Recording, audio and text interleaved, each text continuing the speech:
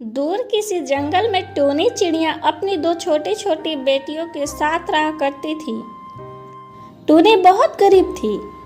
टूनी जंगल के जमींदार कालू कौवा के बगीचे की देखभाल करती थी।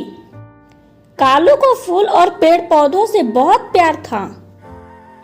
टूनी, तुम्हें तो पता है ना, मुझे पेड़ पौधों से कितना प्यार है। मेरे बगीचे का ध्यान रखना तुम।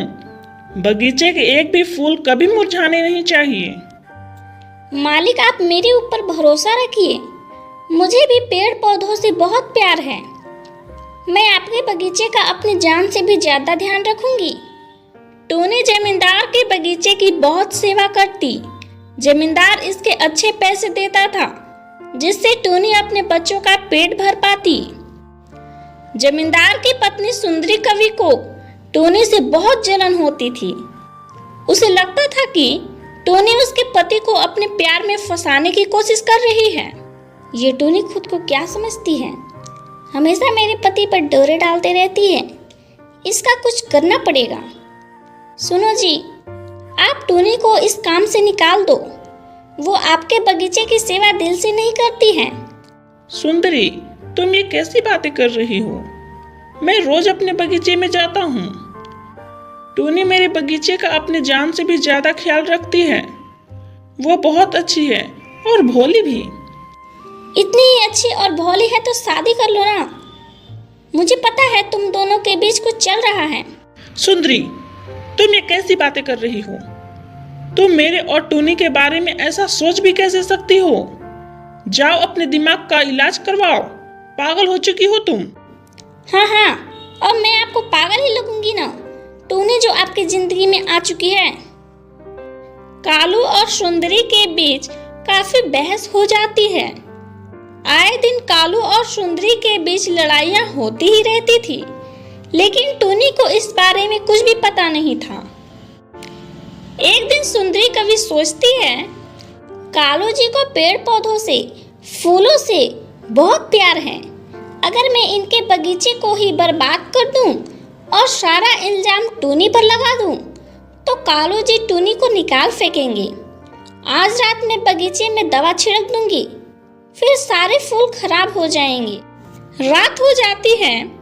सुंदरी कालू कौवा के सोने के बाद बगीचे में जाती है और सभी फूलों पर जहरीली दवा छिड़क देती है। अगली सुबह टूनी बगीचे में जाती है। अरे ये क्या हो गया? बगीचे के सारे फूल खराब कैसे हो गए? अब मैं मालिक को क्या जवाब दूंगी? तभी कालू कौवा भी बगीचे में आ जाता है।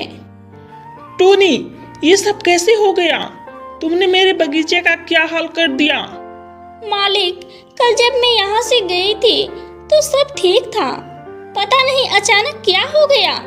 मैंने कुछ नहीं किया मालिक। अरे ओ टूनी, तू झूठ क्यों बोल रही है? मैंने अपनी आंखों से देखा है। रात को तू हमारे बगीचे में आई थी। पता नहीं इन फूलों के साथ तूने क्या किया। मालिक, मैं तो शाम में ही चली गई थी, फिर मैं नहीं आई। मालकिन झूठ बोल रही है। मैंने कुछ नहीं किया, मेरा विश्वास कीजिए। अच्छा, कालू जी मेरे पति हैं। ये अपनी पत्नी पर भरोसा करेंगे, तुम्हारे ऊपर नहीं। चुप करो तुम दोनों। टूनी, मैंने तुम्हें कई बार बताया था ना, मुझे अपने बगीचे से बहुत प्यार है। मेरे बगीचे का ख्याल रखना। मैंने तुम्हारे ऊपर बहुत भरोसा किया था, लेकिन तुमने मेरा भरोसा तोड़ दिया। चली जाओ यहाँ से, वरना मैं तुम्हें पुलिस के हवाले कर दूंगा।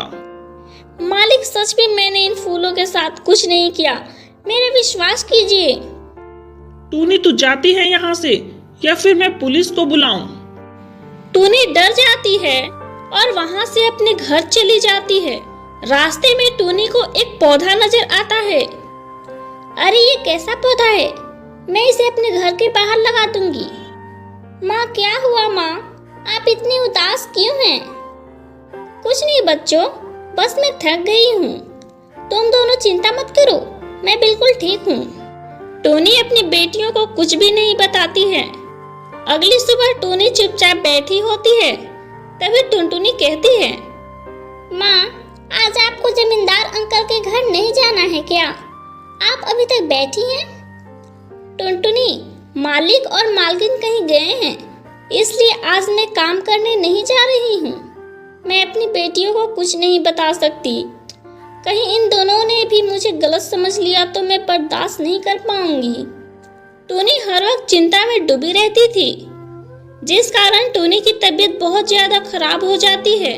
टुनटुनी, अपनी छोटी बहन का ख्याल रखना बेटा, पता नहीं कब मेरी सांस रुक जाए।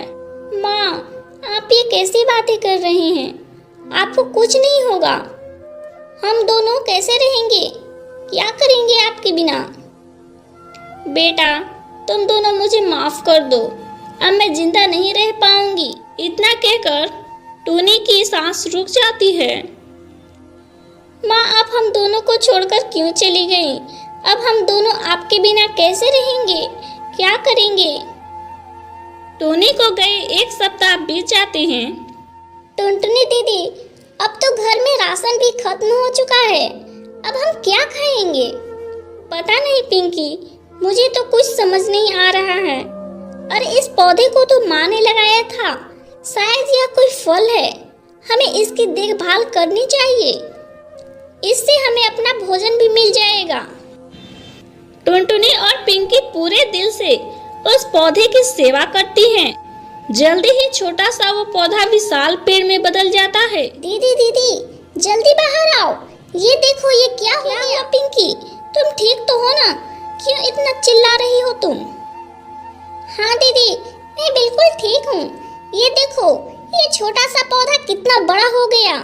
अरे ये क्या चमत्कार है, कल तक तो ये एक छोटा सा पौधा था और आज यह इतना बड़ा हो गया और इस पर मीठे मीठे फल भी लगे हुए हैं। हाँ टुनटुनी दीदी, यही बात तो मुझे भी समझ नहीं आ रही है ना, ये किसी चमत्कार से कम नहीं है। तभी पेड़ बोल पड़ता है, मैं एक जादुई पेड़ हूँ, तुम दोनों बहुत अच्छी चिड़िया हो। पहले तुम्हारी माँ मेरी सेवा करती थी, अब तुम दोनों ने भी मेरा बहुत ध्यान रखा। क्या आप जादुई पेड़ हो और आप बोल भी सकते हो? हाँ, मैं जादुई पेड़ हूँ। अगली सुबह तुम दोनों को और बड़ा चमत्कार दिखेगा। अगले दिन टुनटुनी और पिंकी दोनों उस जादुई पेड़ के पास जाती हैं। दोनों उस जादुई पेड़ को देखकर हक्की बक्की रह जाती हैं, क्योंकि उस पेड़ पर ढेर सारे सुंदर सुंदर सोने और चांदी के गहने लगे हुए थे। टुनटुनी दीदी, कहीं हम सपना तो नहीं देख रहे हैं? भला पेड़ पर इतने सारे सोने और चांदी के गहने कैसे लग सकते हैं? तभी पेड़ बोल पड़ता है, नहीं पिंकी और टुनटुनी, तुम दोनों सपना नहीं देख रही हो, यही मेरी सच्चाई है। तुम दोनों को जब भी किसी चीज की जरूरत होगी, मेरे पेड़ से गहनों को तोड़ लेना और उसे सुनार के पास बेच देना। बस तुम दोनों मेरी जड़ों में पानी देते रहना, मैं तुम्हारी मदद करता रहूंगा। हाँ क्यों नहीं पेड़ अंकल, हम आपकी हमेशा सेवा करेंगे। फिर टुनटुनी और पिंकी उस पेड़ पर बैठ जाती हैं और मीठे मीठे फलों का आनंद लेती हैं और फिर एक सोने का हार तोड़ लेती हैं। फिर उसे सुनार के पास बेच देती हैं और खाने पीने का सामान खरीद लेती हैं। फिर टुनटुनी और पिंकी को खाने पीने की कोई भी परेशानी नहीं होती है। दोनों बहनें गरीब और बूढ़े पक्षियों की मदद भी करते, उन्हें खाना भी खिलाते। इसी तरह दोनों बहनें उस जादुई पेड़ के साथ खुशी खुशी जीवन जीने लगती हैं। दोस्तों, हमें हमेशा अच्छे कर्म करने चाहिए, इससे हमें अच्छे फल मिलते हैं और हमें हमेशा गरीबों की मदद करते रहना चाहिए। दोस्तों, आपको हमारी यह कहानी पसंद आई हो तो वीडियो को लाइक जरूर करें और कमेंट में हर हर महादेव लिखें।